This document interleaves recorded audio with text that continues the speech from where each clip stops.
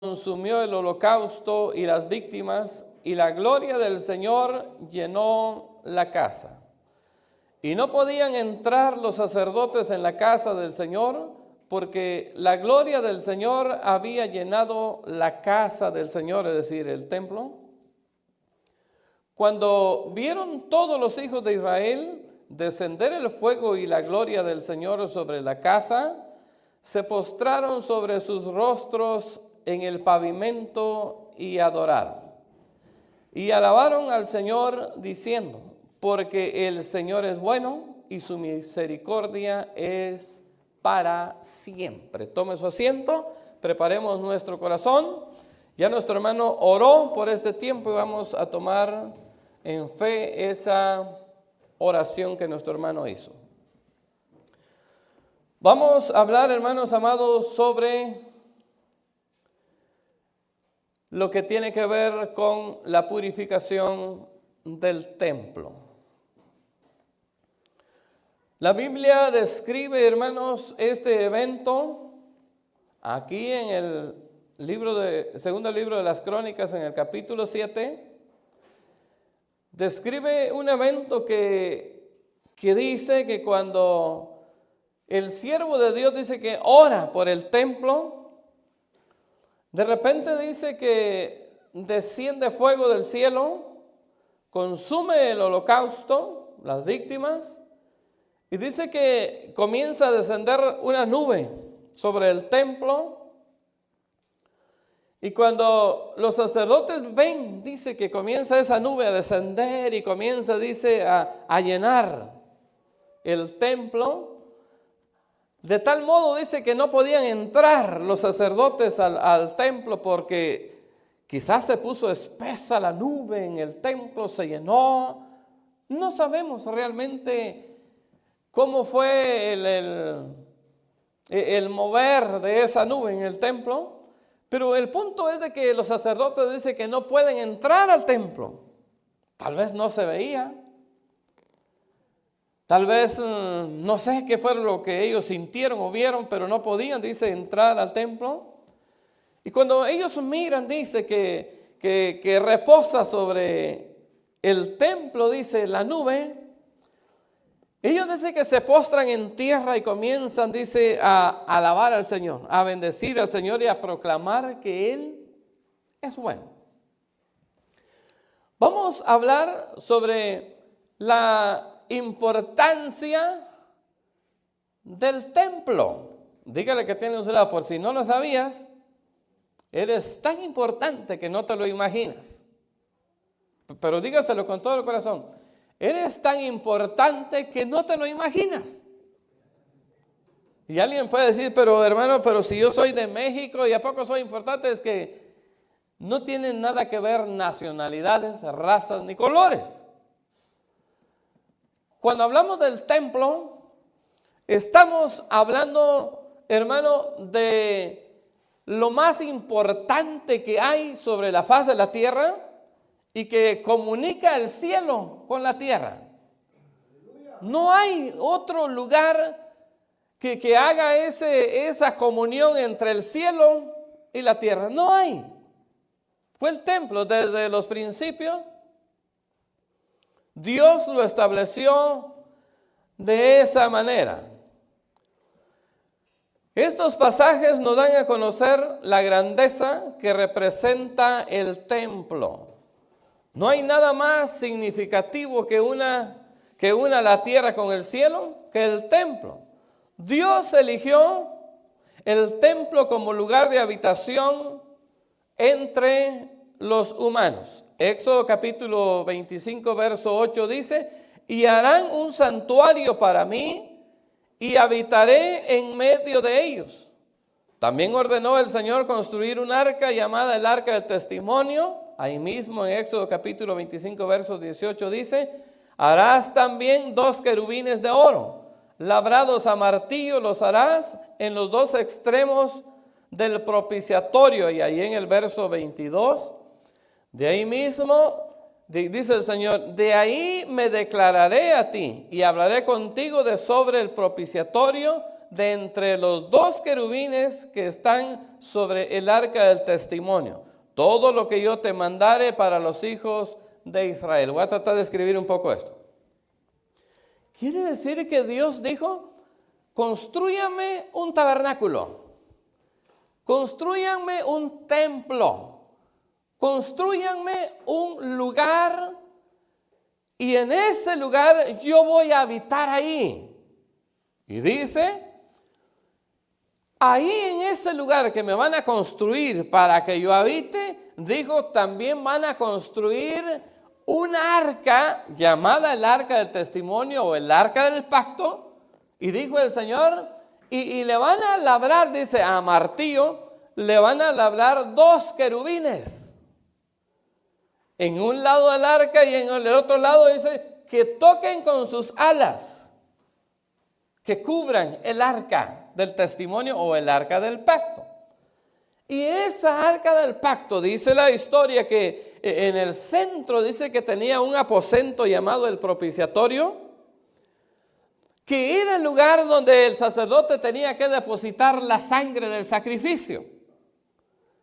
Y si había sangre del sacrificio en ese lugarcito llamado el propiciatorio, entonces significaba que Dios podía tener una comunión con el hombre, podía hablar con el hombre, por causa de que había la sangre que mediaba entre lo divino y lo humano, entre Dios y los hombres. Y Dios dijo, esa arca va a estar ahí en el propiciatorio. Ese propiciatorio va a estar en el arca y el arca va a estar en el tabernáculo de reunión o en el templo de reunión. Dios habló y Él mismo constituyó ese lugar como el centro de reunión entre Dios y el hombre. Por eso, la gran pregunta que surge es, ¿estará contento el adversario? ¿Estará tranquilo el adversario con ese lugar llamado templo, que es donde se une Dios con su creación, donde tiene su comunión Dios con su creación? ¿O estorbará el templo al adversario? Si hay lugar más estorbado, es el templo. Usted sabe que la religión de repente por ahí dicen que hay comunión con Dios, que hablan con Dios, que se llevan a cabo rezos y un montón de cosas. Pero ¿en verdad hay una comunión? Cuando uno está en la religión, ¿de veras uno se comunica con Dios? No. Se requiere el templo para que haya una comunión. Primera carta a los Corintios, capítulo 6. En el capítulo 6 ahí usted va a leer todo lo que concierne al templo y que tiene que ver con nosotros. Este verso dice, ¿o no saben que su cuerpo es templo del Espíritu Santo que está en ustedes, el cual tienen de Dios, y que ustedes no se pertenecen a sí mismo? Oiga bien esto. Si el Señor dice que ahora hemos pasado de lo que es el tiempo de la historia, antiguo pacto, el desarrollo del sistema ceremonial del templo, y vemos cómo Dios se manifestó en el templo de tal grado, dice que no podían entrar los sacerdotes al templo, porque Dios lo había escogido, dice, para morada, y lo llenó con su gloria. Ahora en el cumplimiento, ya entrando en lo que es la era de la historia de la era de la iglesia, entrando en el cumplimiento de las cosas simbólicas, entrando ya en el cumplimiento de la historia desde el antiguo pacto, y esta declaración que ahora dice que nosotros somos el templo de Dios. Para nosotros esto, mi estimado, es algo que si no tenemos el cuidado, es algo para nosotros como ilusorio, como hablar de la basílica, como decir, sí, Dios habita ahí, sí, allá está en la basílica Dios. Sí, en la basílica suceden milagros, sí. Hacen mandas, hacen limpias, hacen muchas cosas en la basílica. Y sí sabemos que tiene que ver con Dios, tiene que ver con lo sobrenatural, pero hasta ahí nada más. Pero hablar de templo, mi estimado, es lo más delicado que nosotros podemos tener. Pregúntale a qué tiene a su lado. A ver, ¿qué tan serio has tomado tu vida como templo de Dios? Pero pregúnteselo. ¿Qué tan serio has tomado tu vida como templo de Dios? Como morada, pues, del Espíritu Santo. ¿Qué hacemos nosotros, hermanos, cuando va a llegar una visita a la casa? ¿Qué hacemos nosotros cuando un hermano le dice, hermano, en una hora voy a llegar a visitarlo a su casa? ¿Qué hacemos nosotros? Ay, hermano amado, comenzamos a recoger los calcetines, los zapatos, los platos que están en la sala, la ropa que está tirada. Comenzamos a recoger todo, porque sabemos que va a llegar alguien de visita a la casa, ¿verdad, hermanos? ¿Y qué le parece si dijera el presidente de este país, oye, Melvin, voy a llegar a visitarte a tu casa? Dígame usted, ¿qué haría yo? ¿O qué haría usted? Yo pido un préstamo, mi estimado, y remodelo mi apartamento, ¿verdad?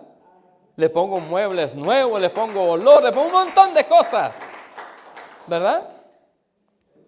Porque creería que va a venir un personaje importante a mi casa, a mi habitación, ¿verdad?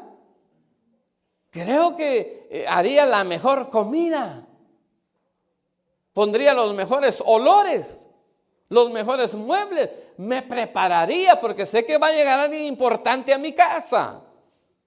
Ahora pensemos, ¿cómo vivimos nosotros sabiendo que la Escritura dice que somos templo y que vive, dice, el Espíritu Santo en nosotros? ¿Verdad que a veces ni lo creemos, que somos templo y morada del Espíritu Santo? ¿Cuánto nos limpiamos? Sabiendo que el Espíritu Santo, que Dios mismo mora en nosotros. ¿Qué haríamos si el Señor Jesús dijera hoy, le dijera su nombre y le dijera, ¿sabes qué? El día miércoles voy a llegar a tu casa. Que el Señor Jesús dijera eso. ¿Qué haríamos nosotros? Pues, ¿qué le parece? Que la Biblia dice que el Señor Jesús mora en nosotros.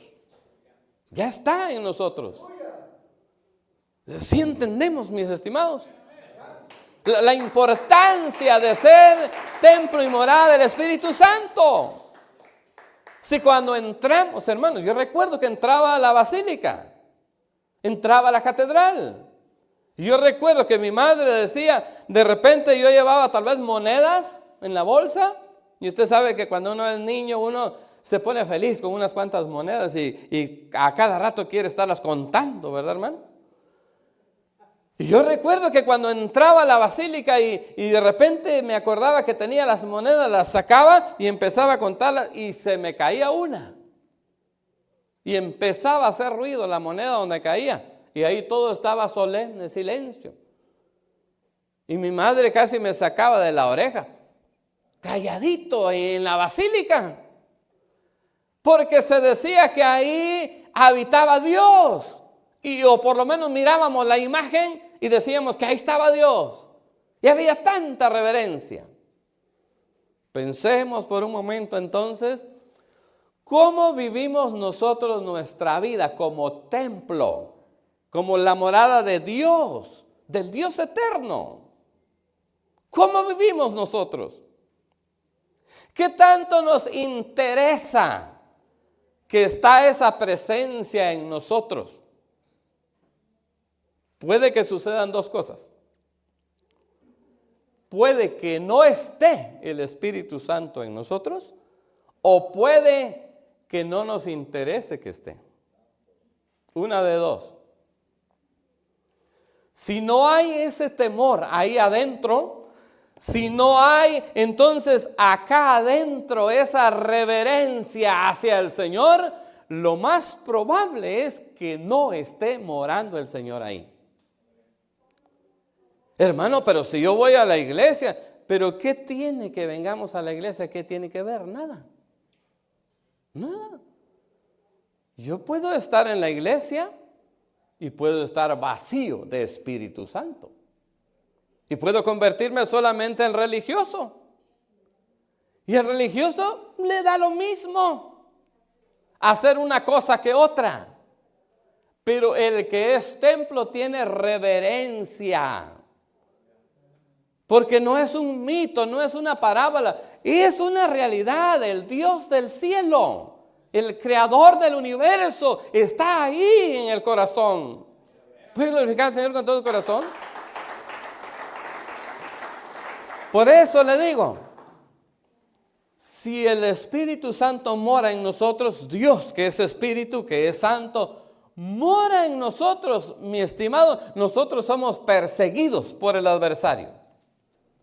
Porque Él quiere estorbar o quiere contaminar el templo. Porque Él sabe que si Él contamina el templo, sencillamente el Espíritu Santo que habita en este templo, si se contamina, se contrista, sale de nosotros. Y nos quedamos solamente con un hábito religioso. Oh, ya sé el horario de los cultos, voy a la iglesia. Pero cuando de veras hay Espíritu Santo en nosotros, mi estimado, lo que tiene que surgir en nosotros es deseo de leer esta palabra. Deseo de leer esta palabra.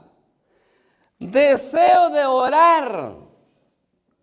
Deseo de ayunar. Deseo de hablar de ese Dios. Eso provoca el Espíritu en nosotros. No es una leyenda, es una realidad. Pero ¿qué es lo que sucede? El diablo es astuto. Sabe cómo trabajar. Conoce cómo trabajar al ser humano que se ha convertido en templo. Mire lo que dice la Biblia. Cuando vemos esta gran verdad desde la perspectiva divina, deberíamos decir, ¡ay de nosotros! Si la Biblia dice que yo soy templo y morada del Espíritu Santo, mi estimado, es como que dijeran, y el presidente de los Estados Unidos está todos los días en mi casa. Salgo y él está ahí sentado en el sofá de la casa. Entro y él está sentado en el sofá de la casa. ¿Cómo va a ser mi comportamiento sabiendo que está ese hombre ahí? Imaginémonos por un momento. Y si Dios está en nuestros corazones, en nuestro espíritu, si el Señor está aquí, nuestro comportamiento, mi estimado, debe ser un comportamiento que refleje que de veras está el Señor aquí. Dígale que tiene un solo. Una vez más, ¿cómo vives siendo templo del Espíritu Santo? ¿Cómo vives? ¿Qué haces? ¿Cómo es tu día? ¿Cómo es tu comportamiento? ¿Qué sientes adentro? Ya que mora ese espíritu ahí. Un día un profeta dijo, ya no quiero hablar de Dios, pero como tenía el Espíritu Santo dentro, él mismo dijo, aunque ya no quiero hablar, no obstante siento dentro de mí algo que me quema, que me hace hablar. Porque era una realidad, ese profeta era templo y morada del Espíritu Santo. ¿Por qué aquellos hombres, hermanos, no le temieron a la muerte? ¿Por qué algunos fueron aserrados? Otros decapitados. Otros partidos en pedacitos, que dice la historia que se los llevaban, los hombres, dice, maridos se los llevaban a sus mujeres, dice, en canastas, pedacitos. ¿Por qué esa gente, hermanos, tuvo el valor hasta de enfrentarse a la muerte? Porque Dios, el Dios eterno, el Dios del universo, habitaba en sus corazones. Y cuando ese Dios habita en un corazón, mi estimado, nosotros tenemos que ser diferentes al resto del mundo. Tenemos que ser diferentes. ¿Qué hacemos nosotros, hermanos, ya que somos templo y morada del Espíritu Santo? ¿Qué hacemos? Alguien puede decir, pues yo soy igual que todos, hermano. Entonces es posible que no more el Espíritu Santo ahí. ¿A poco puede ser uno creyente sin ser morada del Espíritu Santo? La Biblia dice, el apóstol encontró a ciertos hombres, creo que eran como 12 hombres, ¿no? ¿Recibieron ustedes el Espíritu Santo cuando creyeron? ¿Cuál fue la respuesta de ellos? ¿Se recuerda qué dijeron? Ni siquiera hemos oído que hay Espíritu Santo. Ah, ni siquiera han oído que hay Espíritu Santo. Imagínense la respuesta de los creyentes. Ni siquiera hemos oído que hay Espíritu Santo. Entonces dice la Biblia que les impusieron las manos, dice, fueron bautizados con el Espíritu Santo. Recibieron el Espíritu Santo. Mi estimado, hablar de ser templo y morada del Espíritu Santo es lo más glorioso que hay. Usted puede anhelar una casa de $3 millones. Usted puede anhelar un carro de $100,000. Usted puede anhelar muchas cosas. Pero nada se compara con ser templo y morada del Espíritu Santo. Imagínese ser la habitación de ese Dios grande, de ese Dios inmenso. ¿Cómo debe de ser nuestra vida? Mi estimado, nuestra vida debe ser como una vida llena de fuego dentro de nosotros. Una vida, mi estimado, con visión. Pregúntele que tenemos, ¿cuál es tu visión en el Evangelio?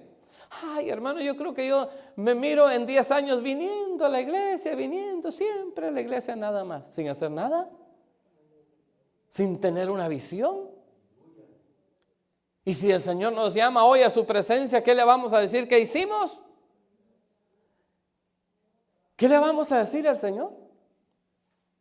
¿No sería grato decirle al Señor, ay Señor, me llamaste en medio de una gran visión que tenía? Señor, estaba emprendiendo el vuelo cuando me llamaste. Tenía una visión en tu obra. Pregúntale que tienes, ¿cuál es tu visión? ¿Cómo te visionas de aquí a 5 años? En la misma silla, hermano, no hay problema. No, mi estimado.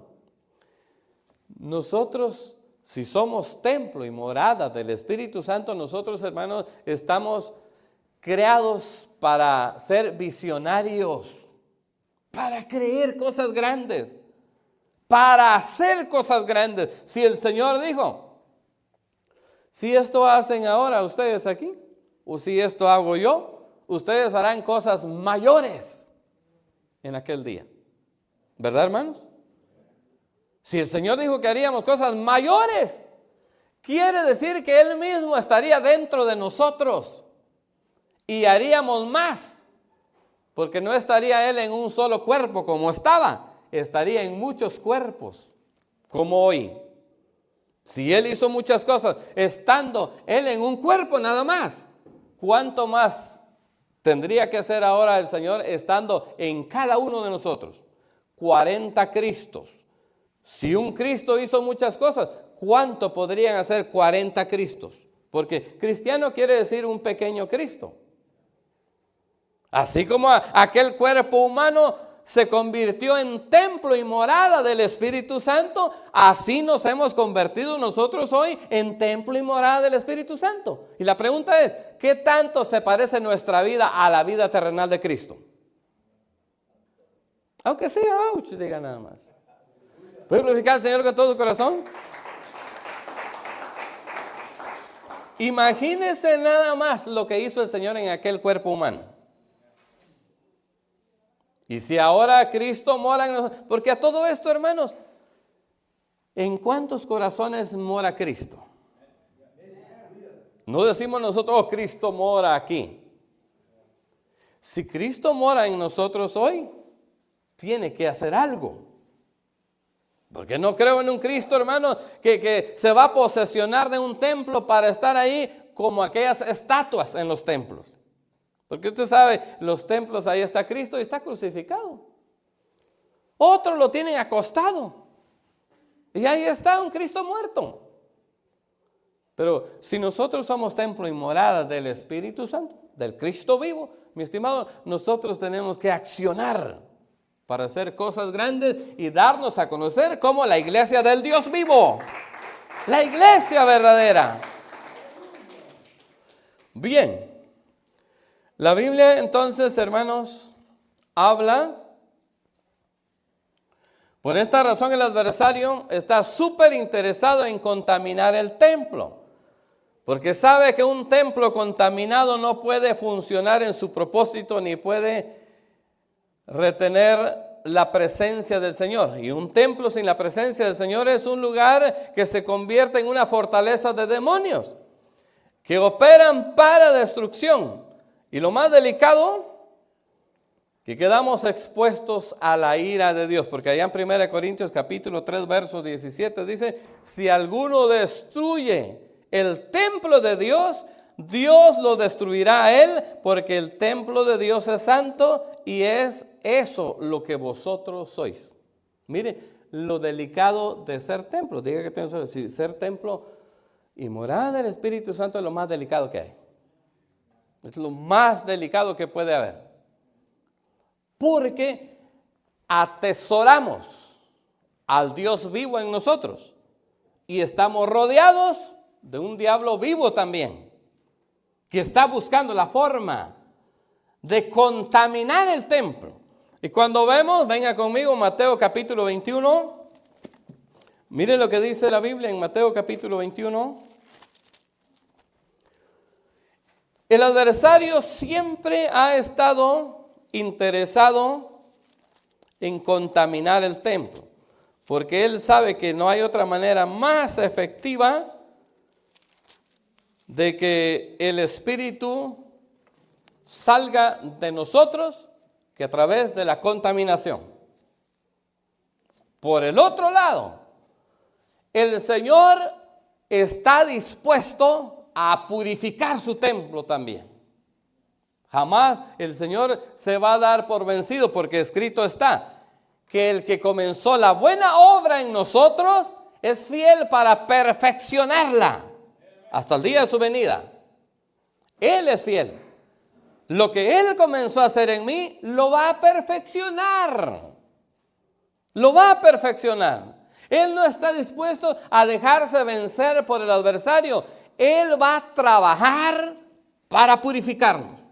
Mire qué dice la Biblia. Mateo capítulo 21. Vamos a leer lo que dice el verso. Vamos a leer lo que dice el verso 12 al verso 17. Verso 12 dice: y entró Jesús en el templo de Dios. Oiga esto. Y echó fuera a todos los que vendían y compraban en el templo.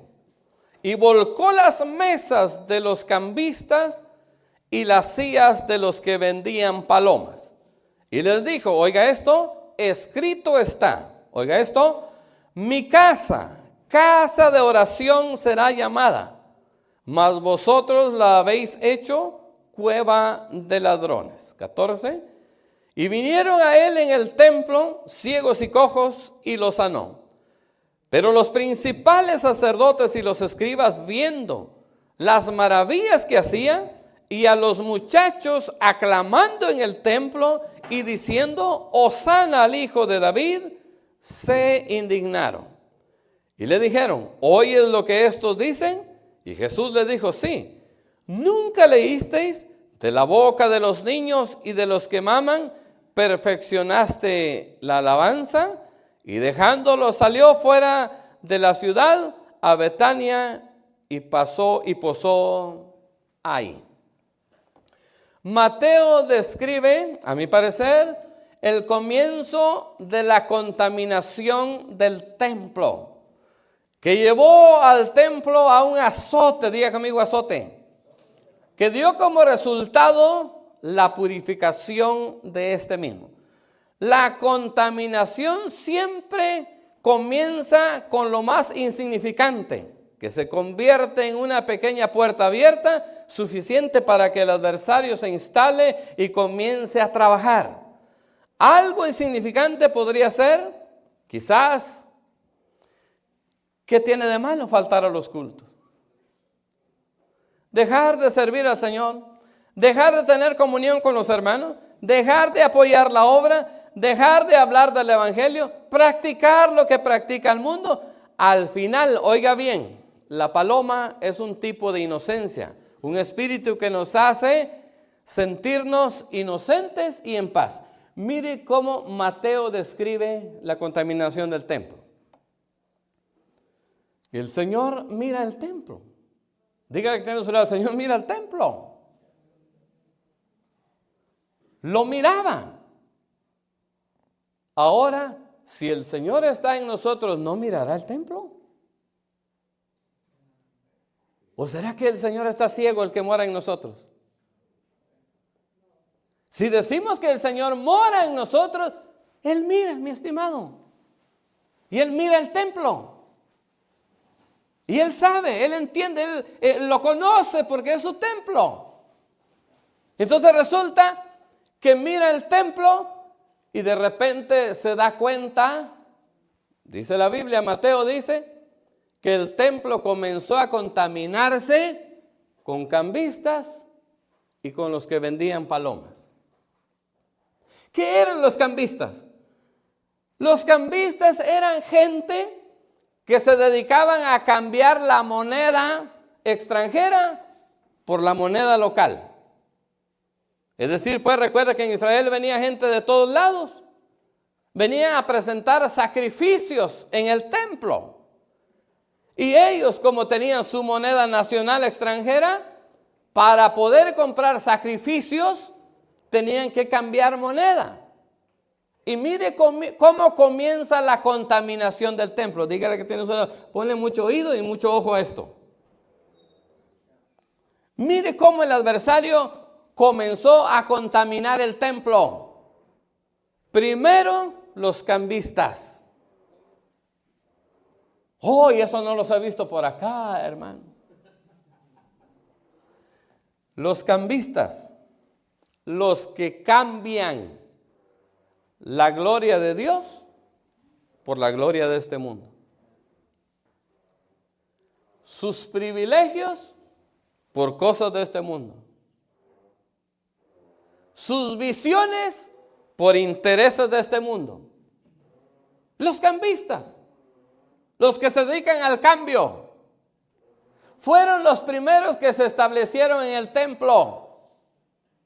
Quizás alguien dijo, no, pero yo creo que no está bien que estén esas mesas de cambistas ahí en el templo.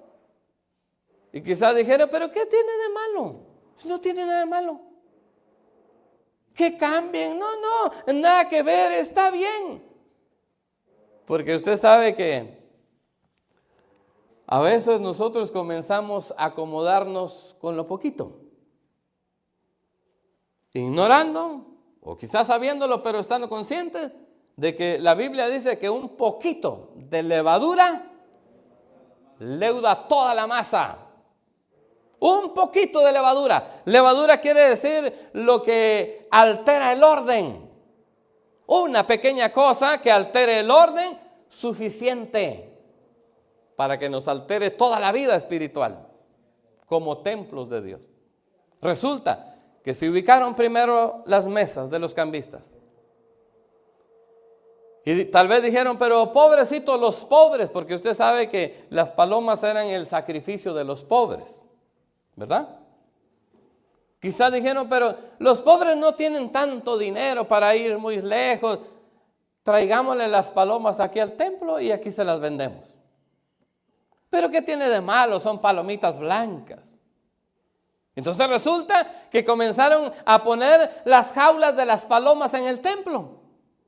Ya no solamente estaban los cambistas, los que se dedicaban a cambiar la moneda extranjera por la moneda local, ahora les pusieron ahí las palomas a la venta. Y quizás la gente decía, ¿pero qué tiene de malo? Son palomitas blancas. Mire cómo comienza la contaminación del templo, con cosas insignificantes que para nosotros son palomitas blancas. Son cosas tan sencillas que decimos, no, pero eso no tiene nada que ver. Es que el diablo así comienza a contaminar los templos. Comienza con lo poquito y eso poquito va siendo gradual. Porque dígale que tiene a su lado, basta con que abras un portillo, nada más, y la serpiente se mete. Así está escrito en la palabra de Dios, ¿verdad? El que aportillare su vallado, como dice la Biblia, le morderá la serpiente. Aportillar el vallado quiere decir, después de haber sido cercado, abrir un portillo, un huequito pues. Y el diablo no necesita mucho espacio. El diablo necesita un pequeño portillo para entrar al templo. Y cuando vemos la historia dice entonces que comenzó la contaminación, comenzó con los cambistas y con las palomas. Pero mire qué dice la Biblia, Juan capítulo 2. Juan capítulo 2. Mire cómo Juan describe la contaminación del templo de otra manera. Juan capítulo 2. Vamos a ver qué dice.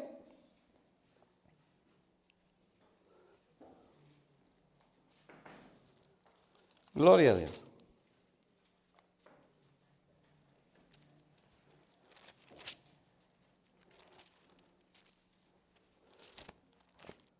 Gloria a Cristo. Vamos a ver qué dice la Biblia, Juan capítulo 2.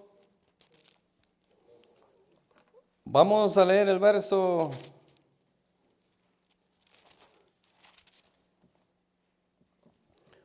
13. Mire qué dice la Biblia, verso 13, Juan capítulo 2, verso 13. En adelante dice, estaba cerca la Pascua de los judíos, subió Jesús a Jerusalén. Y halló en el templo, ¿cómo dice la Biblia?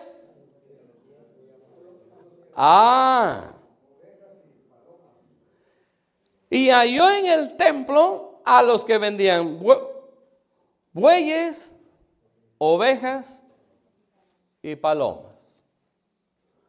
¿A qué hora introdujeron las ovejas y los bueyes al templo?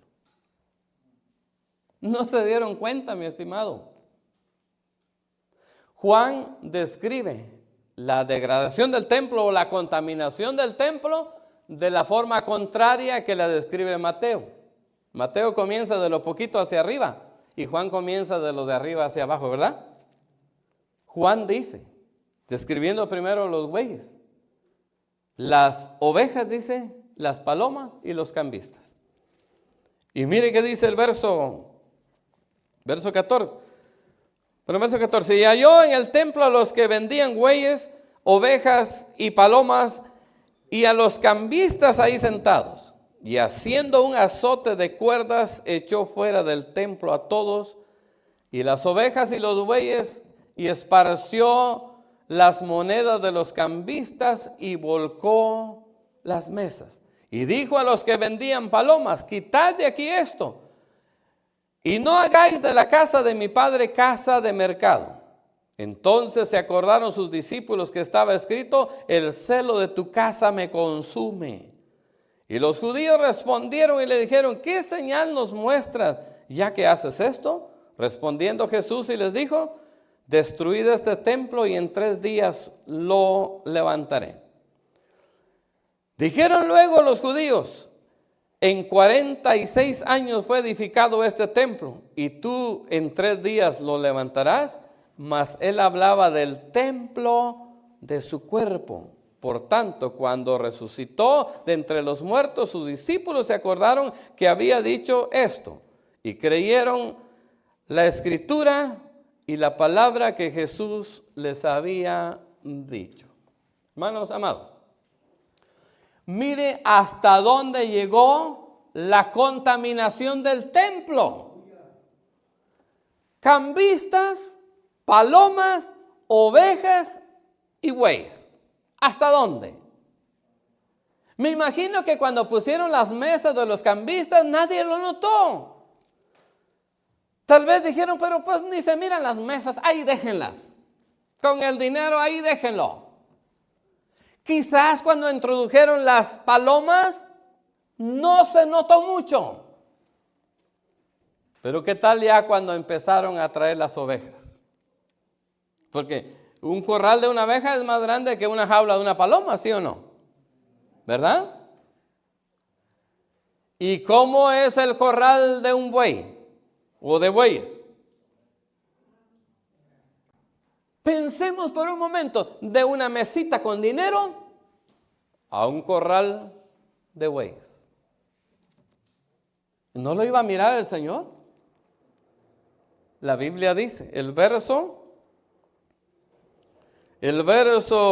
15, y haciendo un azote de cuerdas, echó fuera del templo a todos, y las ovejas y los bueyes, y esparció las monedas de los cambistas, y volcó las mesas. Oiga eso, cuando él mira la contaminación del templo, ¿sabe qué es lo primero que hizo el Señor? Fabricó un azote. Un azote, dice la historia, que era una agarradera. En mi pueblo le llamamos un mango. Una cosa pues para agarrar. Una agarradera. El azote dice que era una agarradera que se le ponían cuerdas de cuero curtido. Entonces el Señor mira y dijo, hace poquito vi que solamente habían mesas y dinero ahí. Hace poquito vi que solamente cambiaban sus días de privilegio por asuntos familiares. Hace poquito vi que cambiaran la gloria de Dios por sus negocios. Y después, ahora veo que ya hay palomas. Ahora veo que dicen, pero ¿qué tiene de malo? Es insignificante, me siento bien. Todo el mundo lo hace. Ahora veo que hay palomas.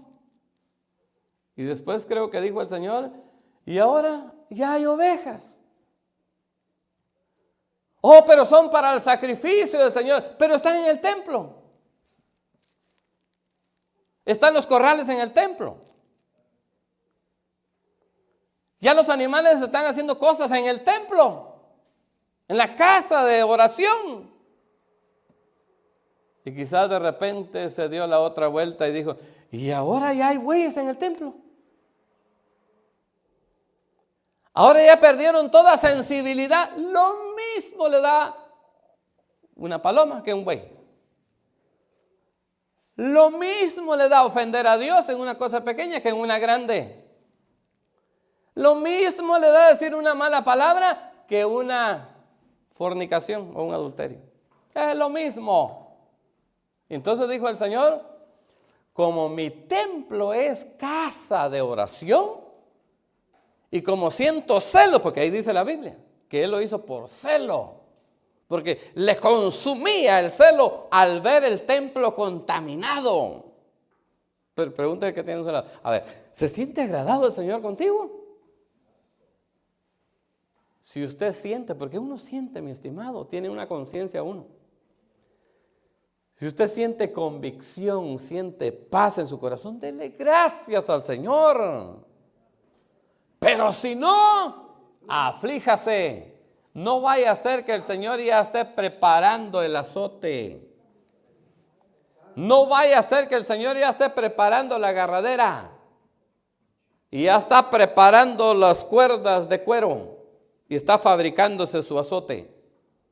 El azote era una agarradera con cuerdas de cuero. Allá en mi pueblo le llamamos un chicote, exactamente. A los azotes en mi pueblo se le llaman chicotes.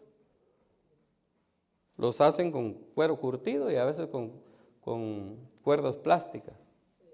Y a veces le ponen en las puntas pedacitos de metal, para que duela más, pues. Mi estimado, ¿cuántos creemos que la vida cristiana es seria? ¿Cuántos creemos que la iglesia es un juego nada más? Es nada más así por así, pues, para pasar el tiempo. Si la iglesia, hermano, es una entidad legal en el reino de los cielos, porque mi Biblia dice que en la cruz del Calvario el Señor clavó el acta de los decretos que nos era contraria, triunfando sobre los principados. En la cruz los exhibió públicamente. Imagínense la seriedad de ser iglesia, la seriedad de ser templo y morada del Espíritu Santo. Antes, mi estimado, cuando éramos marianos, cuando éramos rosacruces y un montón de cosas, no había problema. No había problema. Podíamos alternar una cosa con otra. El santo estaba ahí, pobre santo. Tenía ojos y no miraba. Tenía oídos y no oía. Tenía boca y no nos hablaba. Pero ahora tenemos dentro de nosotros a Dios, que es espíritu y que es santo. Él ve, Él oye y Él habla todavía. Nos enseña, nos dice cómo debemos de vivir la vida cristiana. No es para juegos, mi estimado. Si Cristo viniera hoy por su iglesia, ¿cómo nos sentimos delante de Dios? Algunos se sienten seguros. Saben, su conciencia les da testimonio y se sienten seguros que sus pies se levantarían y seguirían con Cristo. Otros saben y entienden que no se van con Cristo, pero no se quieren poner a cuentas con el Señor. Una ofrenda de palmas al Señor con todo el corazón.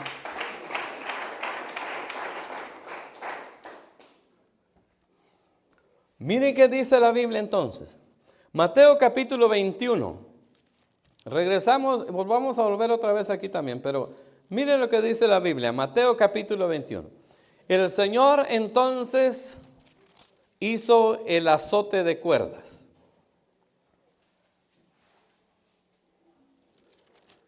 Dice la historia que el Señor entonces hizo el azote de cuerdas. Volcó, dice, las mesas, los cambistas, sacó todo, purificó el templo. Diga conmigo, purificó el templo. Él purificó el templo.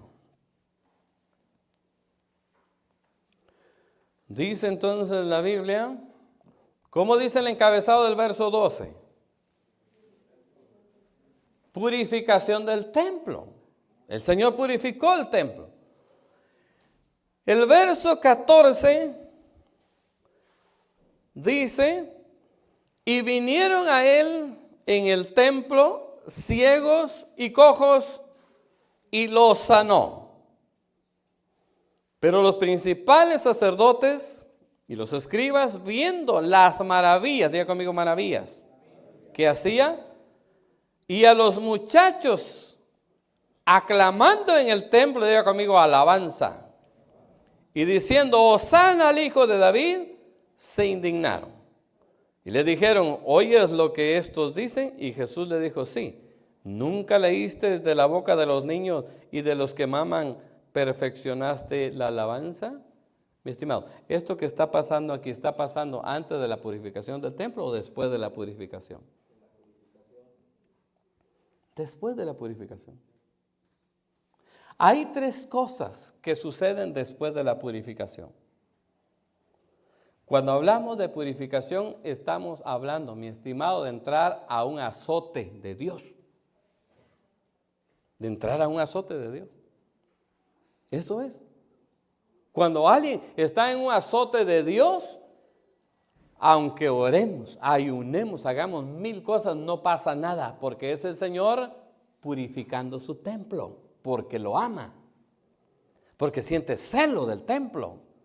Y cuando lo ve contaminado, dice que el celo lo consume. Y tiene que, dice, fabricarse el azote y purificar el templo, porque ama al templo. ¿Cuántos creemos que el Señor nos ama? De veras, ¿cuántos creemos que el Señor nos ama? ¿Y cuántos creemos que si contaminamos el templo, Él está dispuesto a purificarlo? Pocos nada más. No, mi estimado. Él no es como aquellos esposos o aquellos novios que ven que la novia le falla y dicen, me busco otra, me voy, quédate. No, Señor. Cuando nosotros le fallamos al Señor, el Señor se consume de celo, porque nos compró a precio de sangre. Le consume el celo al Señor. Y si tiene que usar el azote, lo va a usar para purificar el templo. Pero estar en una purificación no se lo desea a nadie usted. Estar en una purificación, mi estimado, es pasar por los momentos más dolorosos de la vida. Pasar por situaciones, mi estimado, donde uno clama a Dios y parece que Dios no está. Pero sí está, nada más que está purificando el templo. Porque clamamos y decimos, Señora, pero mire, estoy sintiendo los látigos, estoy sintiendo las cuerdas de cuero. Y queremos que el Señor las quite y no las quita, porque el Señor está purificando el templo. Está volcando las mesas. Está sacando las palomas. Está sacando las ovejas, está sacando los bueyes. Está sacando la contaminación que nosotros dejamos entrar a este templo, a esta vida espiritual. Y ese celo dice que hace que el Señor purifique su templo. Pero el propósito de purificar su templo es que pase esto. Dice el verso 14, y vinieron a él en el templo ciegos y cojos y los sanó. 3 cosas que pasan después de la purificación. 1, viene la sanidad espiritual. Porque ¿cuántos creen, hermanos, que el alma se enferma? A veces nosotros pensamos que solo el cuerpo es el que se enferma.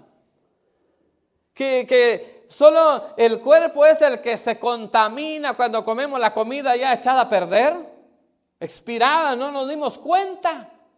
Estaba mal la comida y se contaminó el cuerpo. Y a veces pensamos que solo este cuerpo se contamina. También el alma se contamina. También el alma se contamina.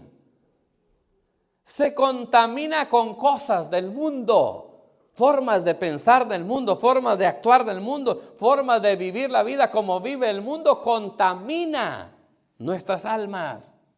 Se contaminan también. Y entonces lo primero que viene a este templo es la sanidad. Diga conmigo, sanidad. Sale todo aquello malo. Viene un tiempo de salud espiritual. Otra cosa que viene es que hay maravillas en el templo. ¿Cuántos queremos ver maravillas en el templo? Si no las hay, puede que el templo esté contaminado. Porque en un templo contaminado no pueden haber maravillas. Imagínense el Señor ahí, mirando los cambistas, las ovejas, las palomas, los bueyes ahí. ¿Será que el Señor iba a decir, vengan los cojos, los ciegos, vénganse que los voy a sanar? No. Primero estaba viendo toda la contaminación del templo.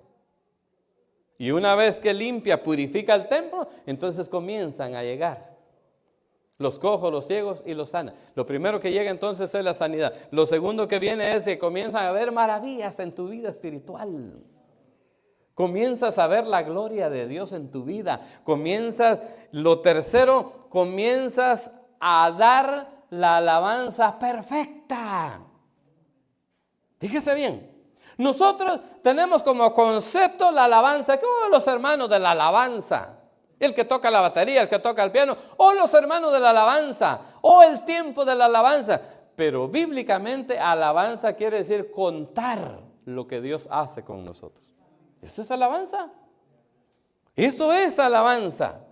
Allá en Hebreos capítulo 13, verso 15 dice: por tanto, ofrezcamos continuamente mediante Él, mediante Cristo, sacrificio de alabanza a Dios. Es decir, el fruto de labios que confiesan su nombre, que quiere decir confiesa lo que Él hace con nosotros.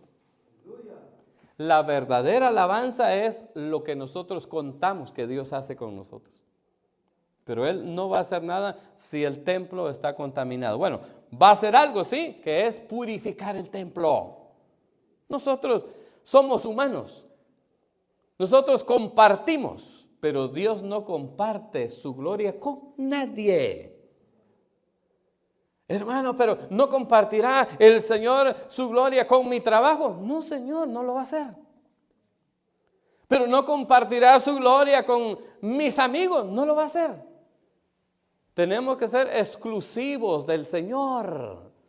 Si lo que Él sufrió en la cruz del Calvario, mi estimado, eso no se compara con nada. Vimos por ahí hace un poquito una película que mucho cristiano lloró.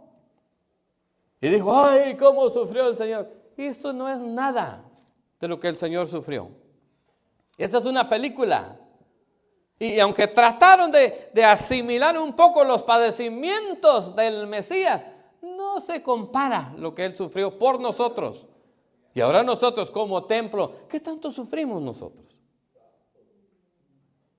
¿Qué tanto nosotros sufrimos como templo? Me temo que casi nada, no queremos sufrir nada. Y queremos vivir nuestra vida a nuestra manera, como nosotros pensamos que debe de ser. No.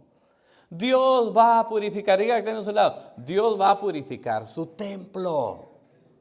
Pero no es para que temas, es para que te afirmes.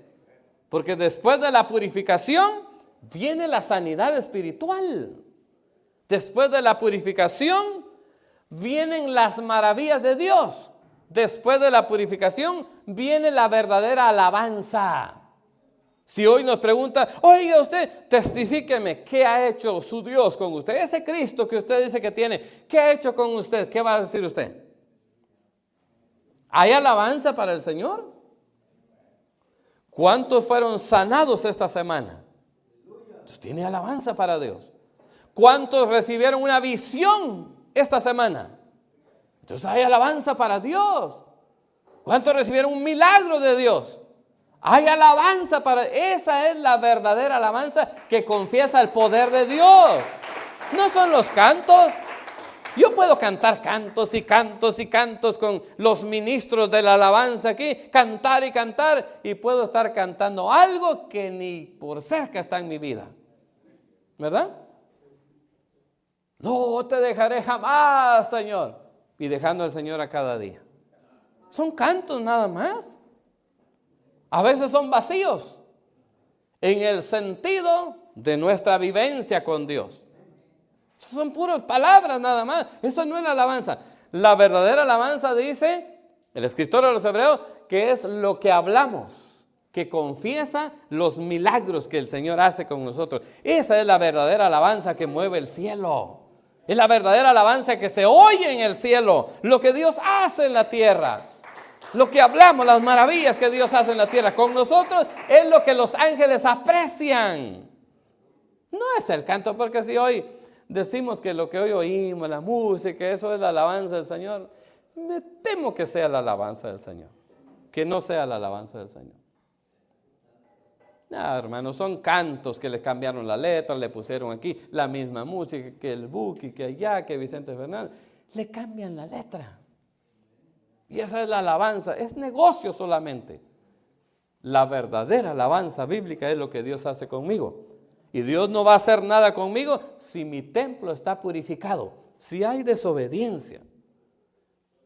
Si no hay pasión por el conocimiento de Dios. Si no hay consagración para Dios, si no hay oración, no hay lectura de la palabra, no hay ayuno, no hay servicio, mi estimado, entonces el templo puede estar contaminado. Pero el templo que es purificado, vive la gloria de Dios. El templo que es purificado tiene sanidad espiritual. Ve las maravillas de Dios y constantemente fluye una alabanza renovada. Todos los días cuenta las maravillas. Si los montes, mi estimado, los collados, los montes, a cada día cuentan la grandeza de Dios, ¿cuánto más un templo purificado de Dios? ¿Cuánto más un templo purificado de Dios no va a fluir con alabanza todos los días? Oirán los demás y creerán en el Señor. Pero si nosotros decimos, ay, oren por mí, ando mal, por favor. Hermanos, ¿qué va a decir la gente de nosotros? ¿Y no que tienen un Dios grande? ¿No que tienen un Dios poderoso? Pero si fluye alabanza en nosotros, la gente va a comenzar a decir, de veras, esa gente sí se ve que viven en otro mundo. De veras tienen el poder de Dios en su vida. ¿Cuántos queremos ser purificados? Yo quiero ser purificado. ¿Quién que tiene una enfermedad, un tumor, una hernia y le dicen, oiga usted tiene que ser sometido a una cirugía porque hay que extraerle esa hernia? ¿Quién va a decir, no, a mí déjenme así estoy bien? ¿Quién va a decir eso? ¿Verdad que no? ¿Verdad que uno dice, sí, pónganme anestesia y métanme al quirófano? No le hace que pase 4 horas dormido, pero que cuando despierte esté limpio, esté sano. Pues así, bueno fuera que aquel que siente que no está viendo la gloria de Dios, que siente que no fluye el poder de Dios en su vida, que no está experimentando el verdadero evangelio, bueno fuera que le dijera, Señor, aquí estoy, haz conmigo como tú quieras, Señor. Estoy dispuesto. Porque al final lo más importante es que miremos la gloria de Dios en nuestra vida. Y que al final de nuestros días nos vayamos con el Señor. Si no, de nada sirvió 40, 50 años en el evangelio, si al final vamos a ver la puerta cerrada. ¿De qué sirvió 50 años en la iglesia? Más vale que nosotros nos aseguremos que encontremos en el día final la puerta abierta y que le digamos, Señor, purifica este templo. Tal vez he dejado entrar la jaula de palomitas al templo. Tal vez he practicado algo por ahí que a mi juicio está bien, todo el mundo lo hace. Pero ¿y qué tal si todo el mundo termina en el tormento eterno? No se trata de imitar lo que los demás hacen. Se trata de ponerle atención a lo que dice la palabra de Dios, que Dios no quiere que yo haga. Termino con estos 2 versos, solo oiga. Proverbios capítulo 19, verso 29 dice, listas están las varas para los insolentes, los buenos azotes para la espalda de los necios. Oiga cómo dice. Lo voy a repetir. Proverbios 19, 29 dice, listas están las varas para los insolentes, los buenos azotes para la espalda de los necios. Proverbios capítulo 20, verso 30 dice, los golpes y las heridas limpian el mal, y los azotes purgan lo más íntimo del ser. Es decir, purifican lo más íntimo del ser. Hebreos capítulo 12, verso 6 dice, porque el Señor al que ama, disciplina. Y luego dice, y azota a todo aquel que recibe por hijo. ¿Cuántos hemos sentido que el Señor nos ha recibido como hijos? Primero debemos de entender que el Señor nos ama. Y como nos ama, si nosotros contaminamos nuestra vida espiritual por ese amor que Él nos tiene, va a tener que preparar su azote. Pero el azote es con el propósito de limpiarnos. ¿A cuántos les gusta vivir en una casa sucia? Fíjese bien. Porque hay gente que le gusta vivir en la suciedad. ¿Sí es cierto? Hay un tipo de personajes que se llaman hoarders, algo así, que eso les gusta vivir en la suciedad. Van a la tienda, se compran la hamburguesa, se la vienen comiendo, se vienen tomando la soda, se la terminan en la casa y ahí dejan el vaso donde venía la soda y la bolsa donde venía la hamburguesa y el papel, ahí la van dejando. Salen otra vez y vienen, lo mismo, toda la basura la traen para adentro. Toda la basura la traen para adentro y al final van dejando solo el caminito que les permite entrar a donde se acuesta. Y en la cama, un pedacito solo donde se acuestan. Porque la cama tiene un volcán de cosas. Basura por todos lados, llena la casa de basura. A ellos les gusta vivir así. Pero a una persona normal no le gusta vivir ahí. Le gusta vivir en lo limpio. Pensemos entonces, ¿cómo le gustará al Señor vivir en esta casa? ¿Cómo quiere ver este templo? ¿Lo quiere ver con bolsas de basura, bolsas de comida? ¿O lo quiere ver limpio? Lo quiere ver limpio. Y como lo quiere ver limpio, va a usar su azote para limpiar su templo. Pero dele gloria a Dios, porque al final el Señor siempre está dispuesto a pelear por nosotros, a perfeccionar su obra, porque Él pagó un alto precio por nosotros y nos quiere llevar hasta la meta final, que es la vida eterna. Póngase sobre sus pies, le damos una ofrenda de palmas al Señor con todo el corazón.